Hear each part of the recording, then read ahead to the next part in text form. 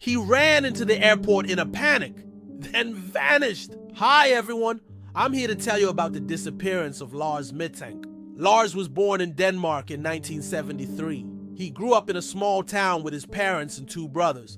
Lars had an ordinary life. He held down a steady job as a butcher and spent his free time playing soccer and hanging out with friends. But in 2001, everything changed. On May 24th, 2001, Lars was supposed to catch a flight from Copenhagen Airport to London. The flight was going well, and nothing seemed out of the ordinary until suddenly, 30 minutes before landing, Lars got up from his seat and went to the bathroom. When he came out of the bathroom, he looked around in a panic. He quickly took all of his belongings and ran off, sprinting down the aisle of the plane and out of the exit door.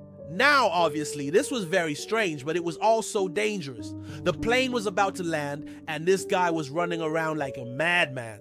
So the pilot did what any reasonable pilot would do. He turned the plane around and flew back to Copenhagen, where authorities were waiting for him. But when they got to the airport, Lars was nowhere to be found. There was no sign of him anywhere. It was as if he had vanished into thin air.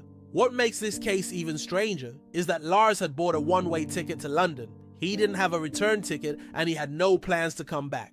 So why did he get off the plane? Why did he run away? And most importantly, where is he now? Well, believe it or not, there are several theories about this case. One theory is that Lars was so excited to go to London that he got a bit overwhelmed and panicked. He may have been suffering from a nervous breakdown, and that's why he ran away. Another theory is that Lars was being chased by someone or something. Maybe he got involved with some shady people in Copenhagen and they followed him to the airport.